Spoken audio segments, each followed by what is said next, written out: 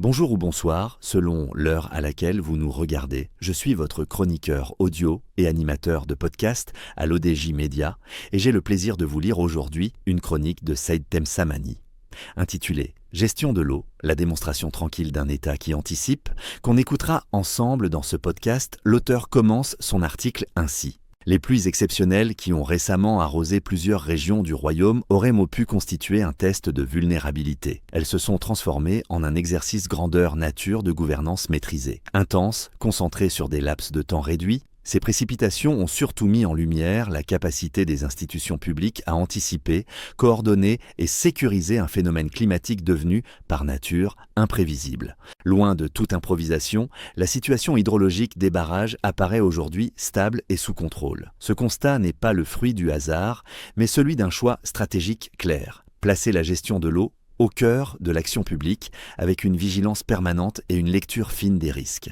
Dans un contexte marqué par la raréfaction structurelle de la ressource, chaque épisode pluvieux devient un enjeu de souveraineté, exigeant précision, sang-froid et décision. Sous l'impulsion des hautes orientations royales, le ministère de l'Équipement et de l'Eau déploie une gouvernance fondée sur l'anticipation plutôt que sur la réaction.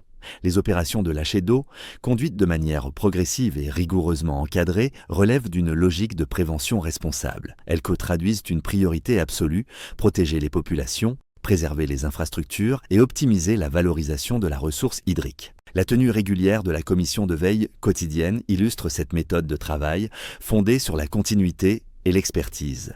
Réunissant responsables sectoriels et gestionnaires des bassins hydrauliques, cette instance agit comme un centre nerveux de décision, où les données hydrologiques, les prévisions météorologiques et les capacités des ouvrages sont analysées avec une rigueur quasi chirurgicale. Ici, la gestion du risque ne se décrète pas, elle se construit, heure par heure.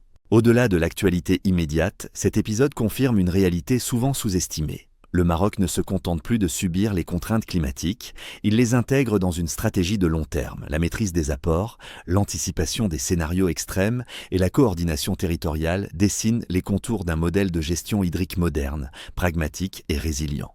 En filigrane, c'est un message de confiance qui se dégage. Dans un monde confronté à une instabilité climatique croissante, la capacité à gérer l'eau avec méthode et lucidité devient un marqueur de maturité étatique. Le royaume en apporte aujourd'hui une démonstration calme, précise et résolument tournée vers l'avenir. Merci de nous avoir suivis. Je vous donne rendez-vous très prochainement pour une nouvelle chronique sur l'ODJ Média, toujours avec la même exigence de fidélité, de clarté et de rigueur éditoriale.